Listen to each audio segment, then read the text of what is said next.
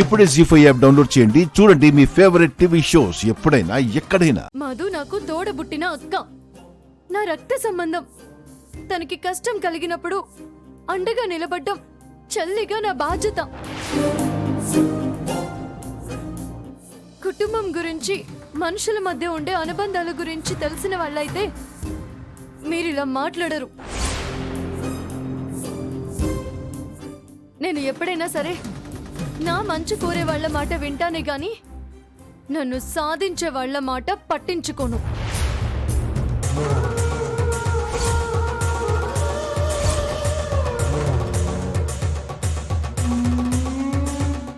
వస్తానండి.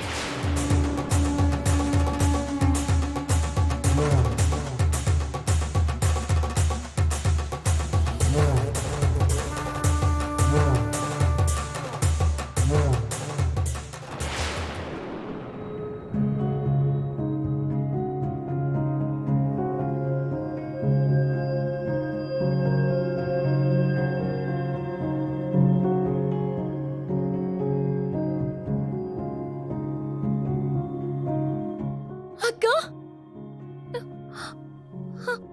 సీత, సీత, అక్క.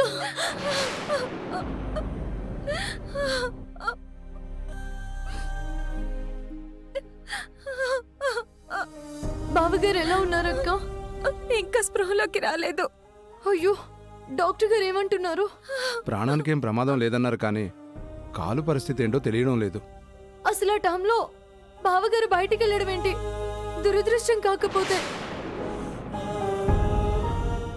బుద్ధి బురదలోకి లాగడం అంటే ఇదే మరి. సంతోషంగా శోభనం చేసుకోమని పంపిస్తే కాళ్ళు విరగొట్టుకొని హాస్పిటల్లో చేరాడు. జల్జో, నువ్వు నోర్మి. ఎప్పుడేం మాట్లాడాలో తెలియదా నీకు? మీ తమ్ముడెప్పుడు ఇలాగే చేస్తుంటాడండి. ముందు వెనక ఆలోచించడు. తను ఇబ్బంది పడతాడు, మనల్ని టెన్షన్ పెడతాడు.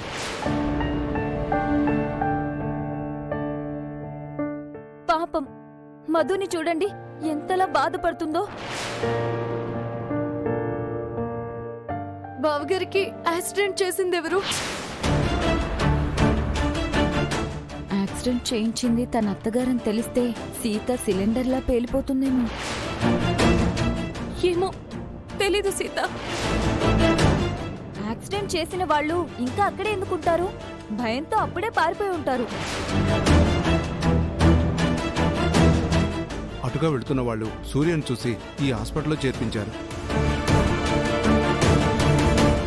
లక్కీగా ఒక కాంపౌండర్కు సూర్య పరిచయం ఉండటంతో వెంటనే నాకు ఫోన్ చేసి విషయం మొత్తం చెప్పాడు. డాక్టర్ గారు, ఏంటి సార్ పరిస్థితి? పేషెంట్ కాలు బాగా దెబ్బతింది. అర్జెంటుగా ఆపరేషన్ చేయాలి. ఆలస్యం చేస్తే కాలే తీసేయాల్సి వస్తుంది.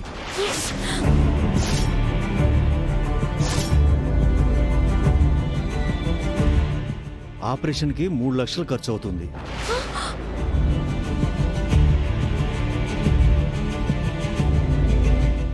మీరు సరేనంటే స్పెషలిస్ట్ని పిలిపిస్తాం.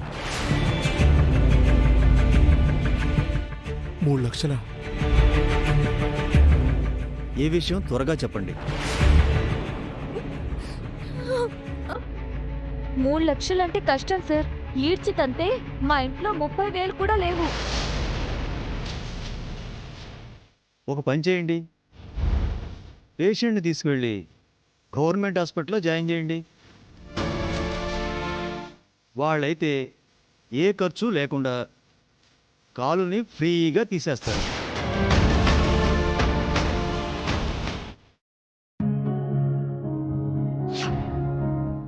ఒకప్పుడు మధుమితని నాకు కూతురు ఉండేది. ఇప్పుడు లేదు. చనిపోయి చాలా కాలం అయింది. అది నా ఇంటి ముందుకు వచ్చి అడుక్కున్నా 3 రూపాయలు కూడా దానం చేయనని చెప్పు. యాక్సిడెంట్ అయిందనే విషయం తెలిస్తే నాన్న మనసు కరుగుతుందని ఆశపడ్డాను.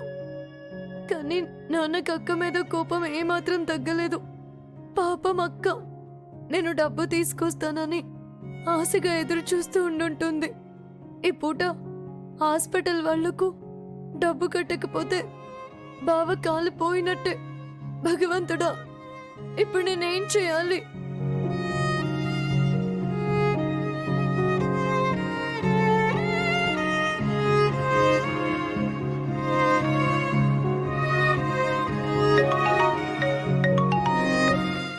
సీత, మీ బావకి ఎలా ఉంది?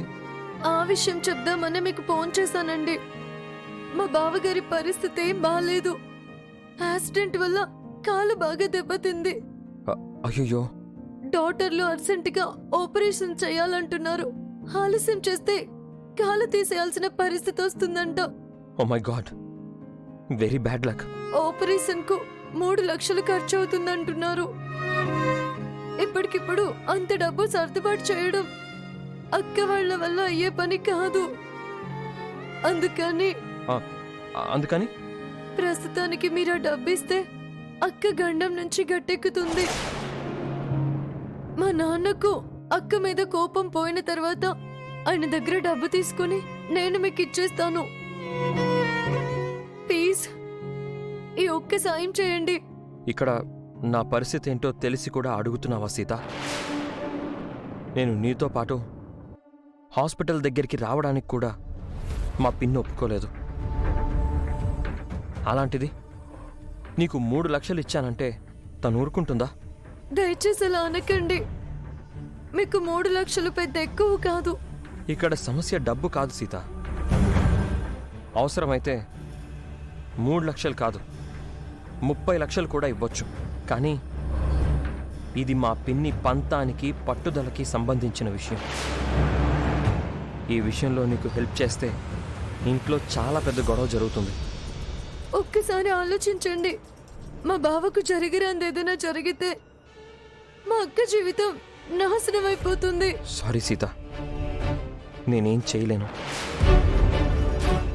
మా పిన్నికి తెలియకుండా నేను అడుగు కూడా ముందుకు వేయలేను.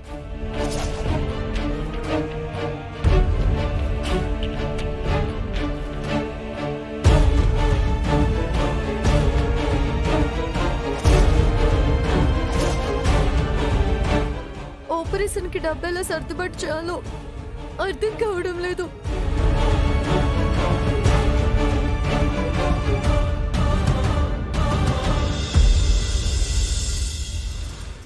రామ్,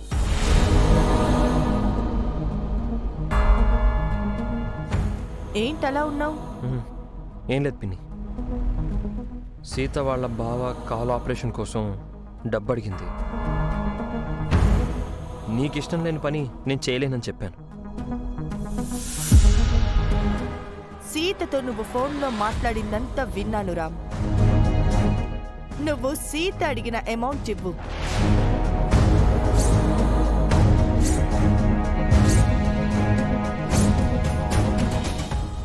పిన్ని, నువ్వు విన్నది కరెక్టే. కాకపోతే నువ్వు డబ్బు ఇవ్వాల్సింది సీతకి కాదు, మధుమితకు. జీ5 యాప్ డౌన్లోడ్ చేసి అన్ని ఎపిసోడ్స్ పూర్తి ఉచితంగా చూడండి.